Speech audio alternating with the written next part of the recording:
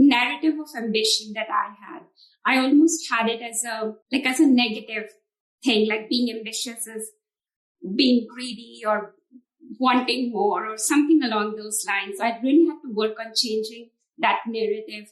Being ambitious is good. In fact, in working with across a lot of different women, that's a common underlying theme. We don't aim high enough. We don't seek high enough. We get very quickly content in what we have got or what we have achieved, whatever may be the reasons.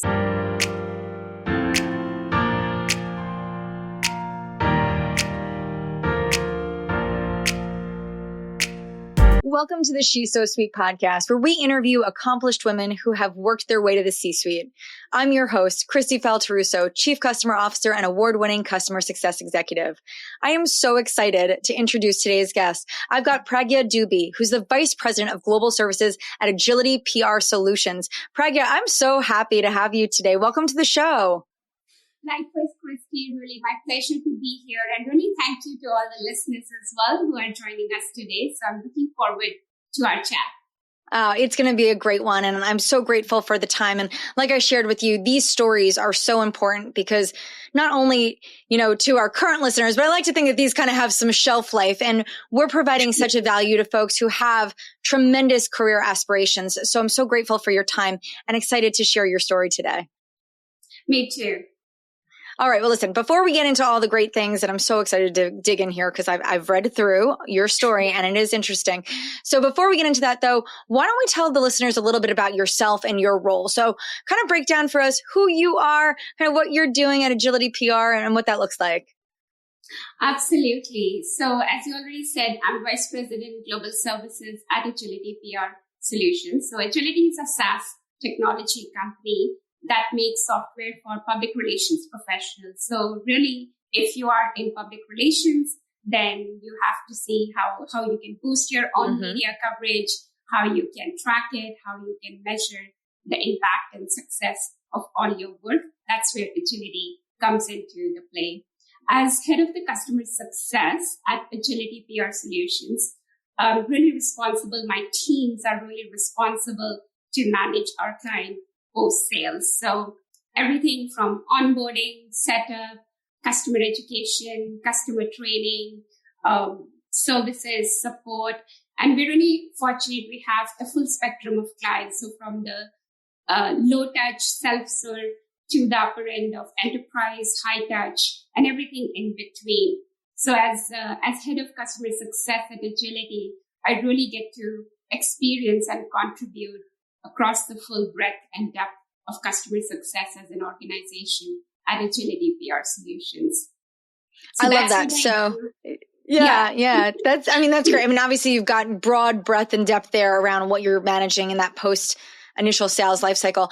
I got two questions here. One, does your team also manage revenue, or do you have like another team that kind of manages that? Because there's always a big debate in customer success. I know. Yeah, we do have another team that manages the revenue growth. So renewal growth does come from the account management.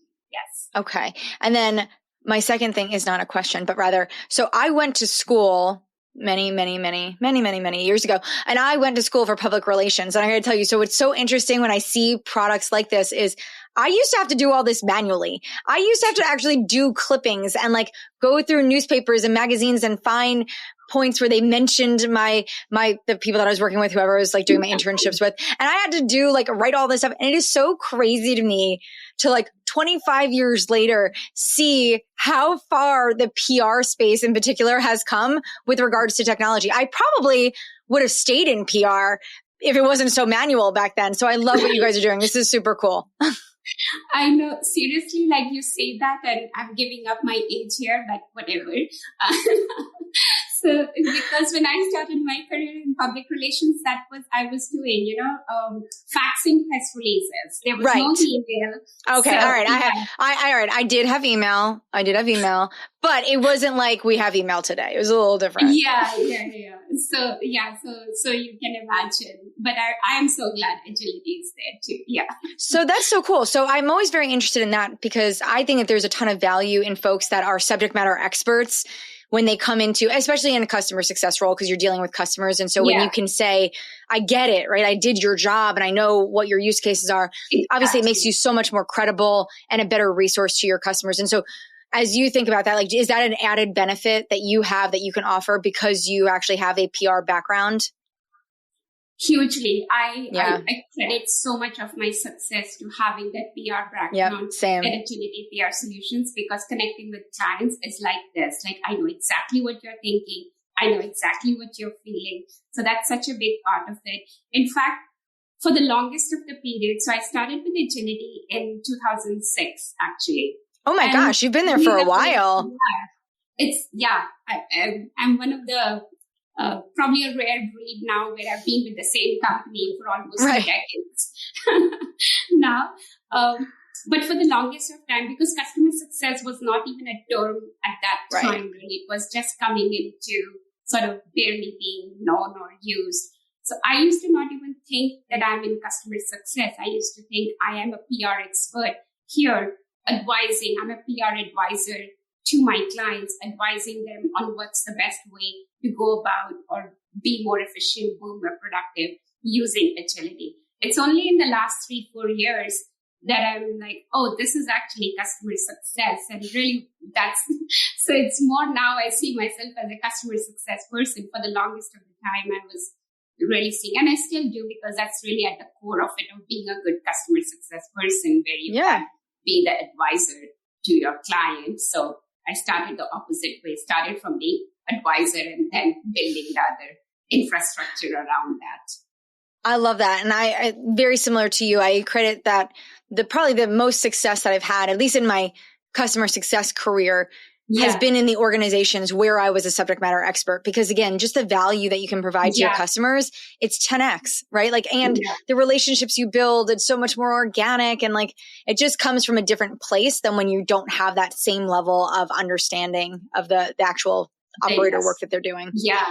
It's such a critical piece. Yeah, I agree. All right. Well, listen, I know that this is an interesting and long part of your career, because we did talk about how long you've been there already.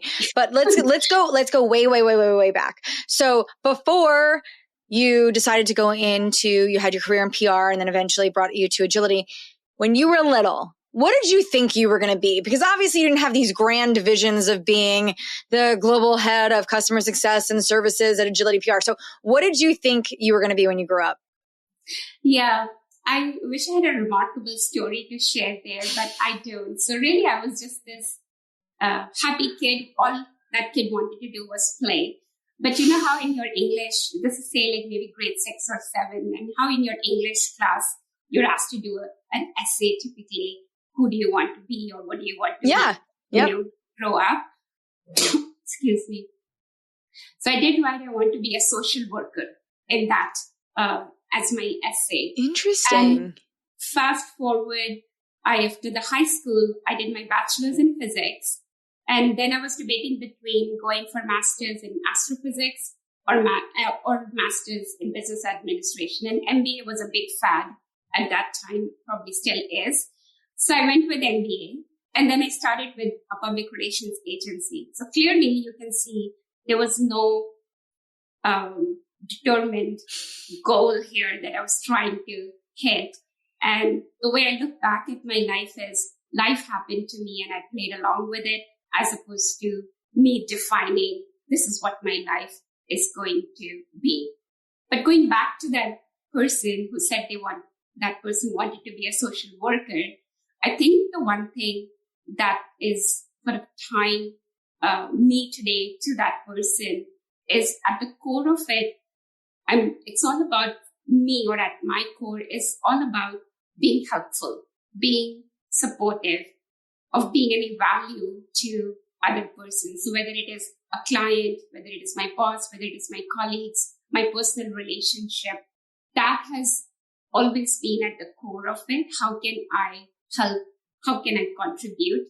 And that, I think, has also been a big factor in contributing to the success of where I am today as well. So no determined path, but that's sort of been the time factor across.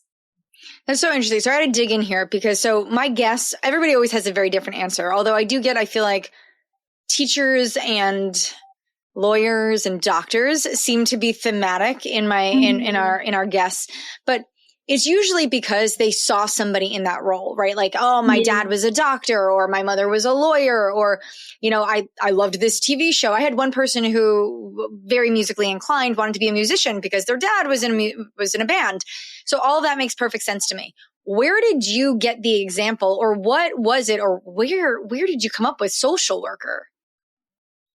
I have no idea because I actually didn't know any social worker in my personal life, but I do remember seeing ads. So, you get you see here, for example, those World Vision ads or Save the Children ads where they ask you to sponsor a child. Yes. So yes. So I was in India at that time, of course. I grew up in India.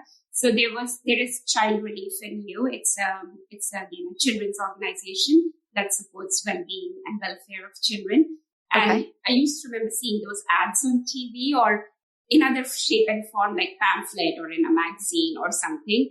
And that's something that always attracted to me. That was something I was like, oh, I not only want to donate, but also want to be part of such an organization. So maybe it's coming from there. Really, I actually go back to just feeling that I had that service and giving in me too. And I feel so fortunate to have it as a default factory setting in me, because that I love that part in me, actually. I love that. Okay. So that's why I have to ask, is always where does the influence of that come from? And listen, for some people there is literally nothing, right? It's just nope, I don't know. It was one of those careers. If you ask a little boy or girl today, it's I want to be a police officer or a teacher, right? It's just, there are certain jobs that you just hear or you have a little bit of exposure to. So I always have to ask because I always want to know what was the influence that made you think that you would want to go that path. Okay. All right. So let's take a moment because I want to do some reflection. Now, obviously you've spent a lot of time in agility. So I want to understand kind of pivotal moments, right? Everyone's career journey looks very different, but we can always think back over time and say, there were certain decisions I made or certain moments or milestones that took place that really contributed to my long-term success. So I want you to do some reflection right now. And so think about your career journey. What were some of those really big moments for you, or what were some of those big decisions that you made that you feel really contributed to your success? Yeah. I don't know if there was a pivotal moment, but I do think there were some very inherent traits that whenever I have sort of thought about it.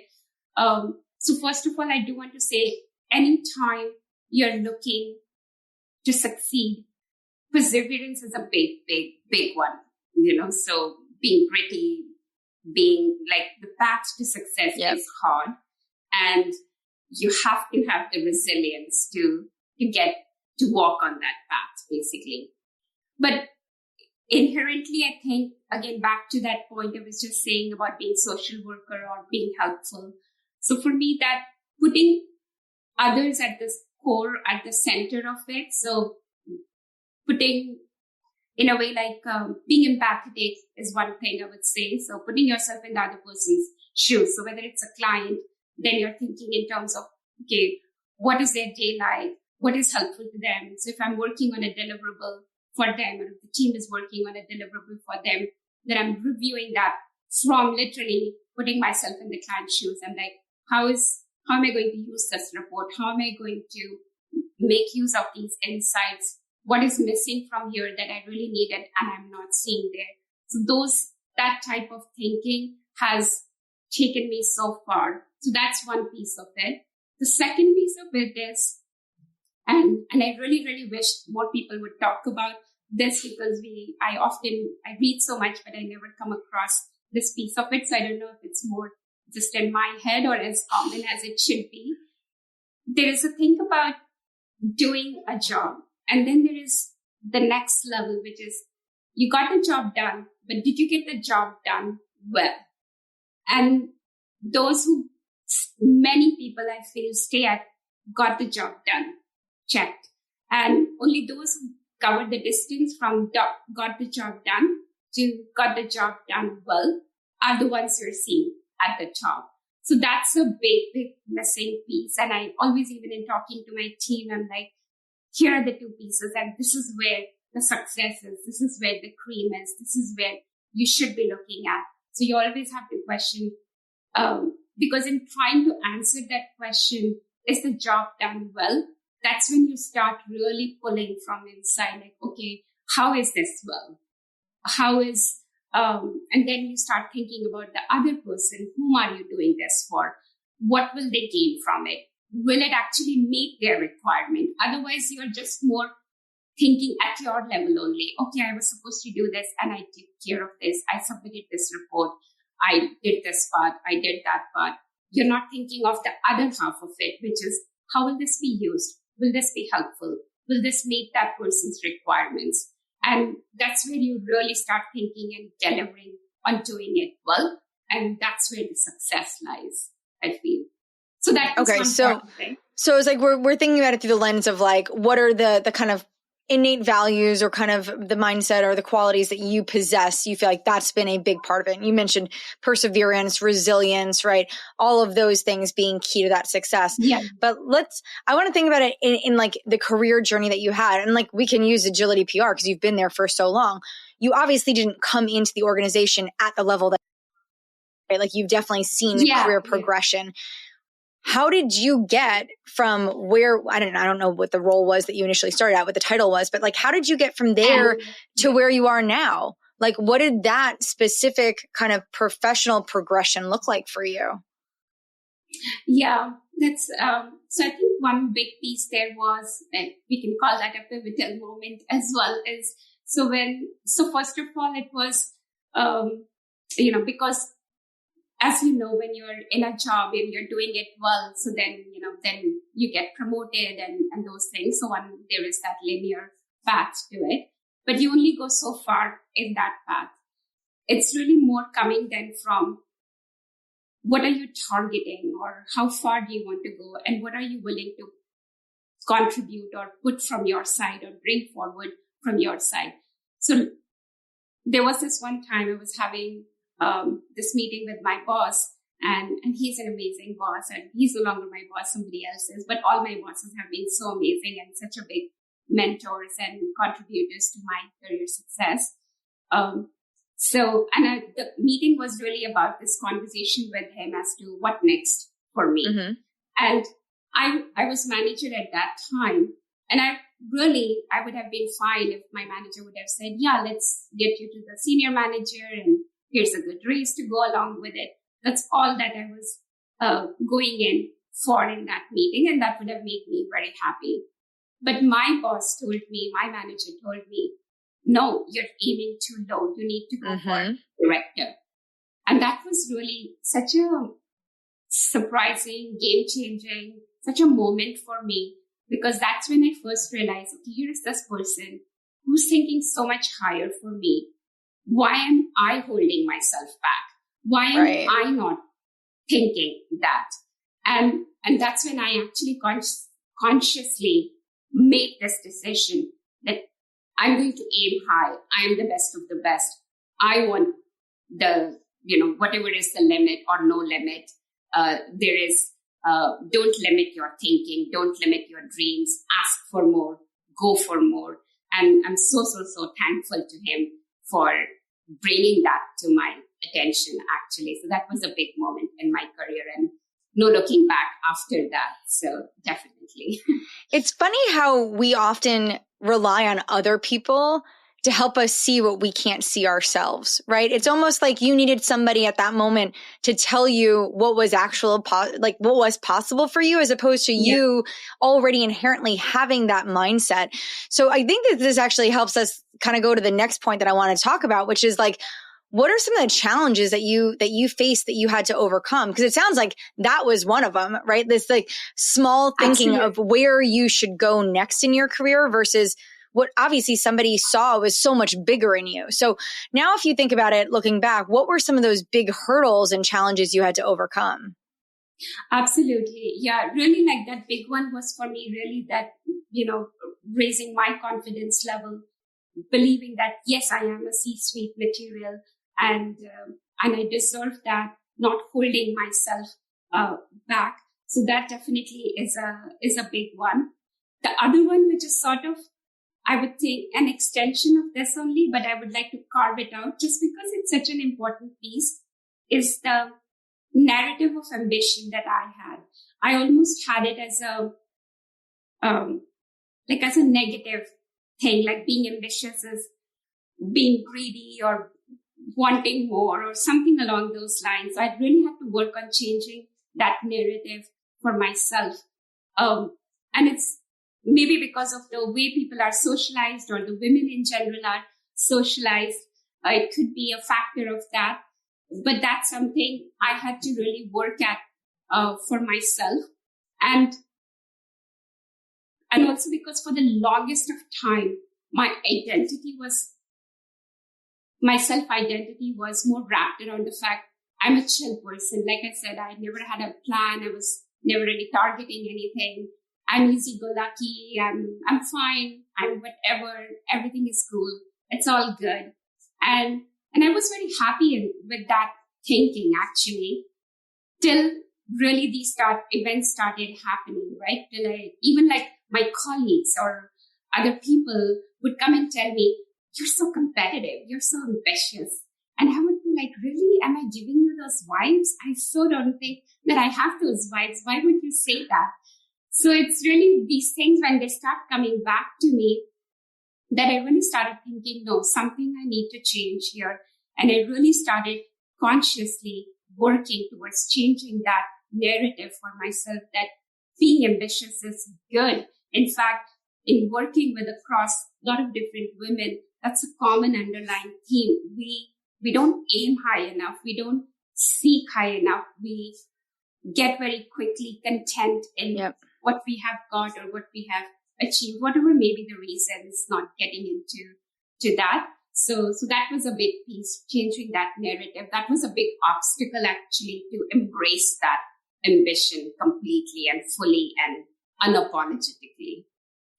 I think that that's a really interesting point. Now I want to go back to something else that you said, because you did mention, and we didn't talk about this when we were kind of doing your background and kind of your journey, but you did mention that you were in India. Were you born in India? Yes. Yeah. When did you come to the States? I think it was more like I first came around 2000 time frame. Yeah. So it's been 25 years. More or less. Okay. So do you think that had any contribution to your career or the impact that you've had over the years? Like, I don't know if anything culturally or even just coming into a new country, like had that had any impact on you? I'm not sure I can, because I go back a lot of my friends are in India and they are very successful and at high positions as well. And I did work few years in India before moving here as well. So I am not sure if I can, one way or another, definitively say if it has impact. The bulk or almost all of my career life has been in North America. Yeah. So the impact is from the North American culture, and I am so glad with the impact that it has had, because if, like you said, if you knew me in college, you would be surprised to know me now. If we were meeting after so many years, you would be like, I don't know if you'd say it to my face, but you'll go back to your husband and say, oh my God, Pragya is such a different person now. Well, I love that though, but that's good. I'm right. I think we're expected to evolve. So I love to hear, I don't think that by any means, I'm definitely not the same person I was in college or grammar school, right? Like there's this evolution that we go through. I mean, heck, I don't think I'm the same person now that I was 5 years ago, right? So I'm sure that we continue to grow, and that growth obviously translates to hopefully our success, whether that is personal or professional. The She's So Sweet podcast is brought to you by ClientSuccess. ClientSuccess is an all-in-one customer success platform to help post-sale implementation and success teams manage customers from new to renew. Through an industry-leading platform approach, ClientSuccess gives businesses an in-depth view into customer health, product usage trends, along with churn and risk data so that your team can not only retain customers, but help them grow as well. Whether it's managing customer onboarding workflows in shared portals, building custom health scores, tracking sentiment with NPS surveys, or doing more with less through AI and automations, ClientSuccess gives customer success professionals a true one-stop platform to manage all aspects of the customer journey. To learn more about the industry's fastest to implement customer success platform, visit www.clientsuccess.com. That's ClientSuccess. Simple, powerful customer success. We talked about some of the challenges or kind of things you had to navigate, but let's reflect back on the success. Because again, you couldn't be where you are today if you hadn't been successful. So what are some of those really proud moments or those big accomplishments that as you look back, you're like, wow, I did that or I accomplished that? Yeah. Couple of things. First of all, I think my daughter is my biggest. I think that is the best answer. So yes, that's great. And though I feel like she's just perfect on her own, I didn't do much to tinker with it. So that aside, at work, I really do feel proud of what I've achieved at Agility. Like we built a customer success organization from the scratch to what it is. And it is like when all our clients or most of our clients will always say, your customer service, your support, your everything to do with customer support is amazing. And we have never seen or experienced something like this before. I really, really, really feel proud of that looking back. But really the most at the core of it, what I'm really proud and I feel is my biggest achievement and is my biggest success is the relationships that I have developed. So whether it's a relationship with my boss, whether it's a relationship with my clients, with my team, with my colleagues, with my, really in the business world and even personally with my friends, my family. And I say that because really at the core of it is the relationship. So relationship for me is not just about, or for anybody I assume, it's not just about being nice, being supportive. That of course is there. But when you want to invest in a relationship, when you want to build a successful relationship, you have to come with your full might into it. So you have to invest with time. You have to have resources. You have to have the knowledge and expertise to support and help somebody. So there's so much you have to first build yourself up to be helpful, to bring value into any relationship. And so that means you have to raise your level really, really high to be able to contribute to a system or a person or however you're trying to impact something, whether it is a company or whether it is a client relationship, etc. And that is the true success. So once you have succeeded at that, the other things, whether today I'm the VP, that's an outcome of having achieved that success. Yeah. So that's where, if I were to drill down, I would say focus on building those relationships. The other things will work around that. They will be all your outcomes to that success, basically. I mean, I think you hit on a very important point. And, if I distill it down to kind of what you do in your current role, right? Like you're in customer success. Everything we do has everything to do with relationships. Yeah. Then I also think about this as, it transcends. And one of the things that I focus on a lot, and I'd be interested to hear your perspective on this, is building my own professional network. Right. And so I invest a lot of time into building relationships with my peers and people outside of my initial kind of ecosystem professionally, right? Like they're not part of my company. They're not on my team, but really the additional relationships I build, or even my relationship with my spouse, right? So my husband and I make sure that is such a well-nurtured relationship, because when things are humming at home, right, I have the ability to focus at work and I can be, more present and engaged, and I can bring my whole self here. So as you think about relationships that you've built, I mean, like, what is your approach to building really good, strong relationships? Like, how do you think about distilling that down? So So one thing is really about, putting yourself, like being empathetic, understanding the other side of the story and doing that. So one part of it is that. And like I said, the big part really is about building yourself as well. The one other aspect of it also is, like you said, you go out of your work also and you have all these things. So community, having your, I'm a big believer in communities, right? So whether it is like-minded people coming together and working towards something. And I'm part of a few different communities that way as well, because that becomes like your personal cheerleading squad as well. But also more than that, it is also your way to meet other amazing people of, similar mindset, similar goals, whatever those may be. And really earlier, I was talking about being ambitious and how I embraced that being ambitious vision or that thought process. And then recently I came across this community, Pretty Damn Ambitious, which is what it is called. And it was such a perfect community.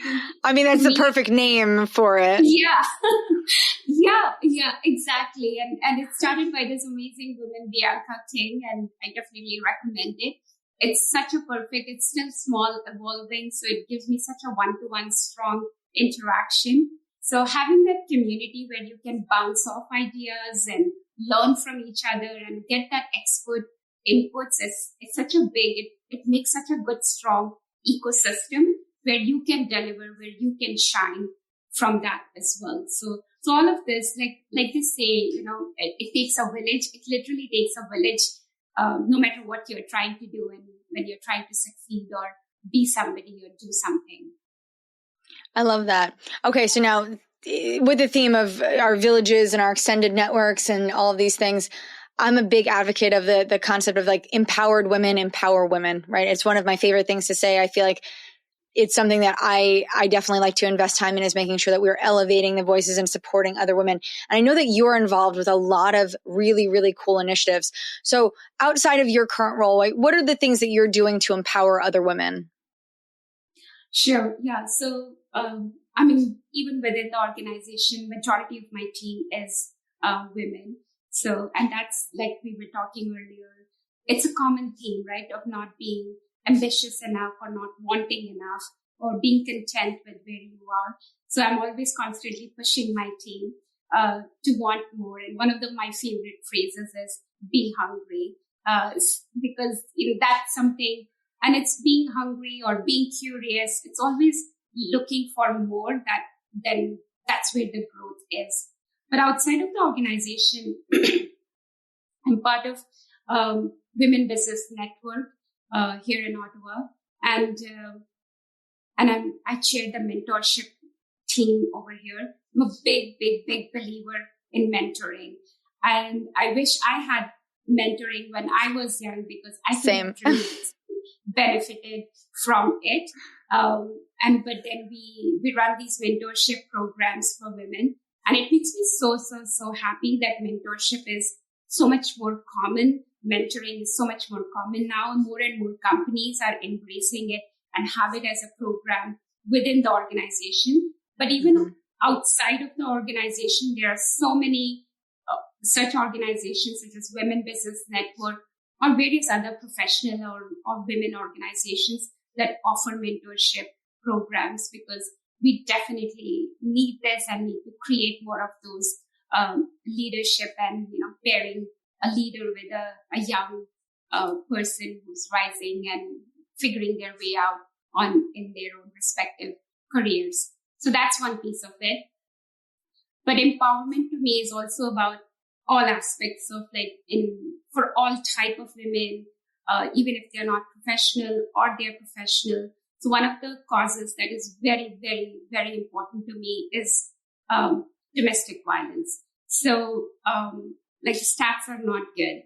Stats are 1 in 3 women are abused. And the latest stats that I just saw in Canada, 1 in 6 women die as part of the domestic violence. And so this is somebody they know that is happening to them. So this is not general crime we're talking about. this is also not, we're talking America, we're talking Canada here, where there's so much education and prosperity, knowledge, and everything. That cannot be the stats as a society we can have.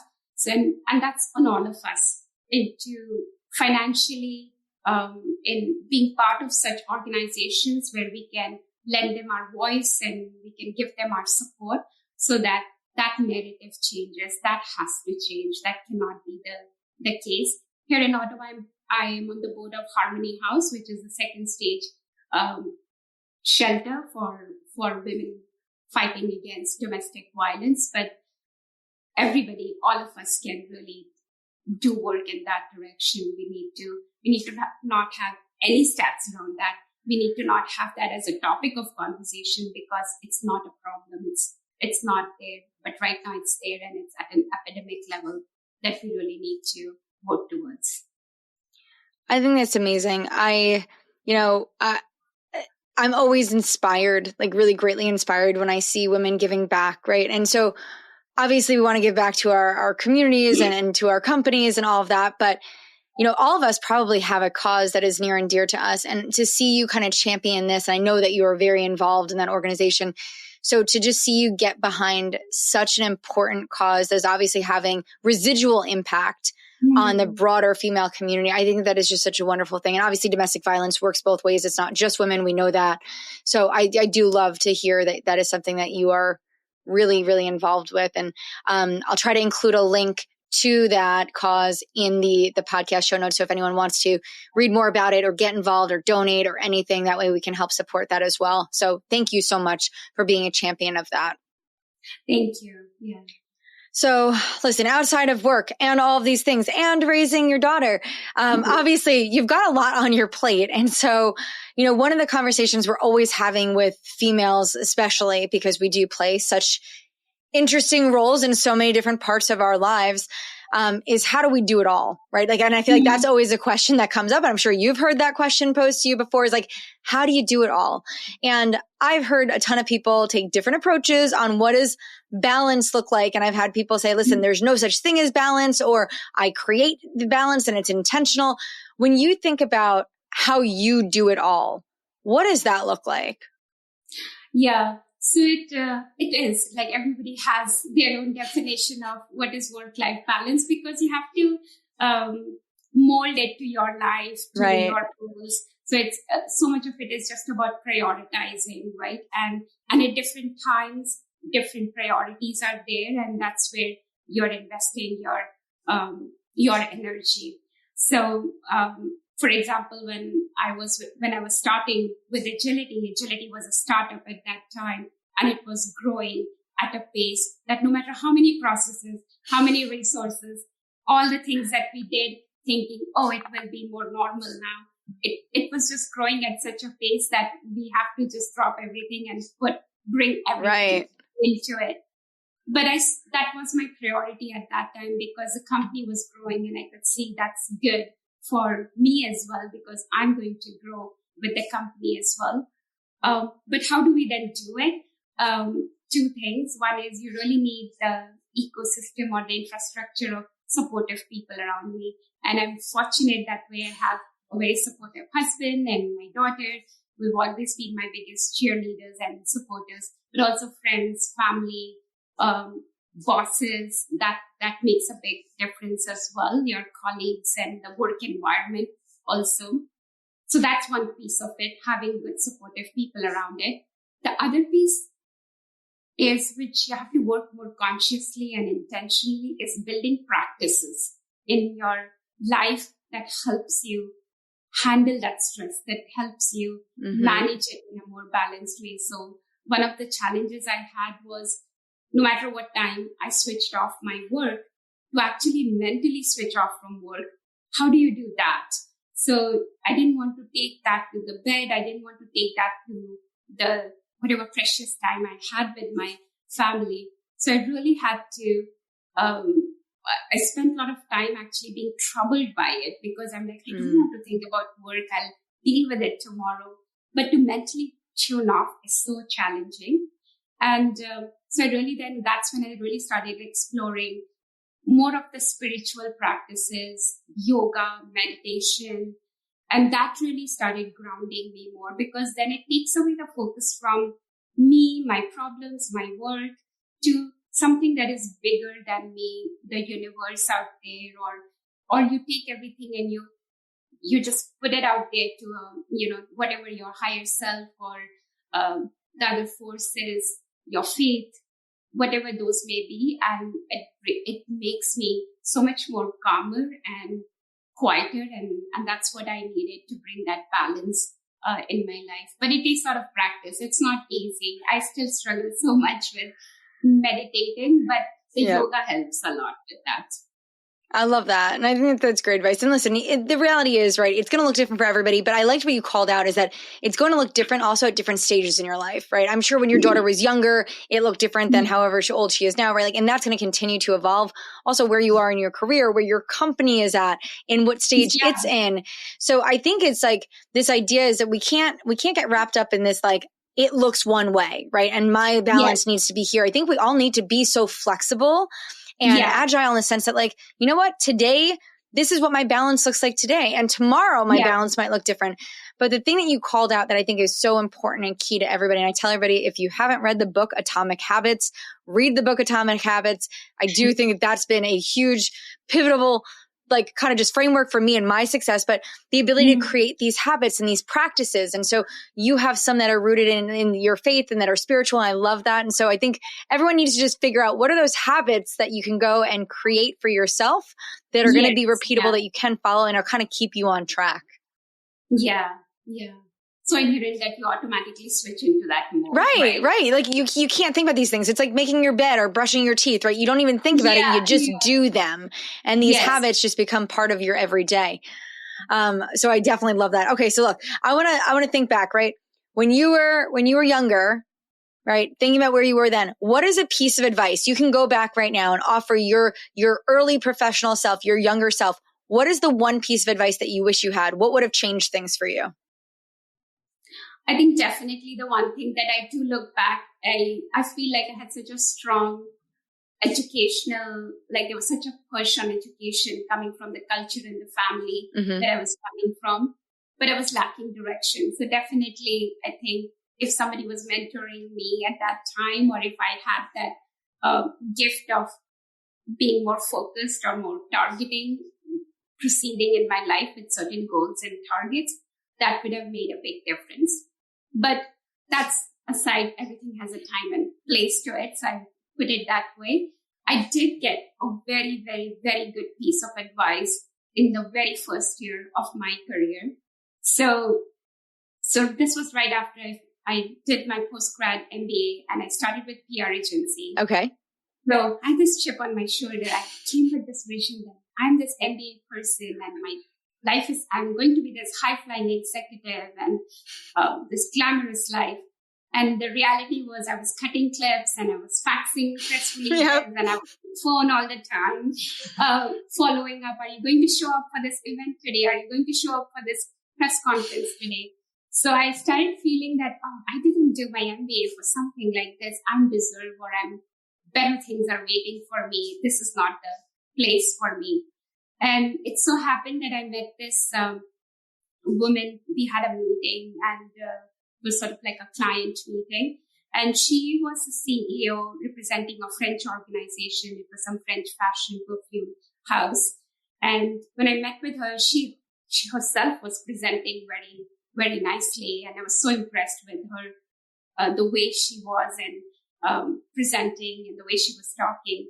And then, of course, the company that she was representing, the project she was doing was very exciting too. So for me, it was like, that's where I want to be. That's me. That's where I should be working at. So I actually asked her a meeting. She was very gracious. She met with me and I told her I want to work with her. And she said, that's fine. We can chat about that. But right now, you're in this job and you are in this industry. And every job, every industry has something to learn from or something that it can teach you.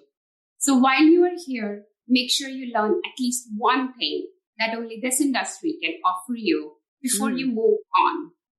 And that really, really, really clicked me and then she said, give it a year, learn from it. And then if you're still interested, come to me, talk to me after a year.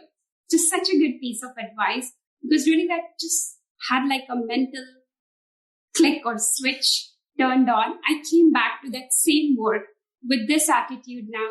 Okay, if I'm faxing, I will be the best faxer in the world. I will be the best follow-upper in the world. I will be the best press release writer in the world. So it just changed the way I was approaching my work and actually started enjoying my work. I was no longer having those like, what am I doing? This is not what I did my education for. I really had so much more respect and so much more. I started enjoying it that I actually started loving my work, and I never went back. I loved the industry. I loved the space. I never met her again. I don't even recall her name, but she is forever etched in my mind and heart. And I'm so thankful to her for giving me that advice. And that's the advice I would give to everybody. No task, no work is small or big. It's all about how well you do that job. That is important. I love that so much. And, actually one of like the first three, I think it was my second podcast guest on She's So Sweet, Megan Bowen. She talked about this idea of mastery. And she goes, you don't move on until you have mastered something. And it doesn't matter, to your point. It could be faxing. Be the best faxer. How do you be the most efficient? How do you get the clearest fax? Whatever it is. It's this idea of we can master things. And when we do, there is learning and growth in that. And so I love that you kind of take that and think about it. There is no task too big or too small, right? There is value in every job that is done. And if we focus on the mastery of things, that is going to be fulfilling and rewarding in ways that we probably aren't paying attention to just yet. Yeah. Definitely. Okay. Well, listen, I have really enjoyed today's conversation. I love your journey and your story here. But before we wrap up, what's the one thing you want our listeners to take away with them? From everything that we have talked today, be bold, be ambitious, embrace the ambition, but support it with hard work, learning, growth, and really underline all of that with kindness. Kindness is everything. I love that. I had a post recently this week on LinkedIn and kind of emphasizing the theme around kindness. And I think, you know what? In this world, I feel like kindness is underrated. I think we could all be a little bit kinder to one another. And so I love that. I think that is a beautiful way for us to wrap up your story today. I want to thank you so much for your time. Your journey really, really is inspiring. Listen, I think one of the big things for me, I love to watch somebody who's been part of a growth story and stayed with the company and has had the success that you've had. So thank you so much for sharing that with us all today. I appreciate it. So to my listeners, if you've enjoyed this episode, please rate us, follow us on Spotify and Apple Podcasts, subscribe on YouTube, and connect with me on LinkedIn. Until next time, we'll see you soon. Hi guys, I want to share a bit about an organization that I support called Wednesday Women. They're on a mission to increase the visibility of executive women leaders that you should know, learn from, and be inspired by. On LinkedIn, they share the profile of 2 amazing women each week, on Wednesdays of course. And now just imagine if we all followed, amplified, and nominated the women that we want to see more of. Their initiative provides examples of women CEOs, founders, sales executives, technical leaders, and so many more. By supporting Wednesday Women, you'll see more of these professionals in your social feeds, of course, but also on stages, podcasts, and panels. If you're interested in learning more and supporting their initiative, head over to www.wednesdaywomen.org or follow them on LinkedIn.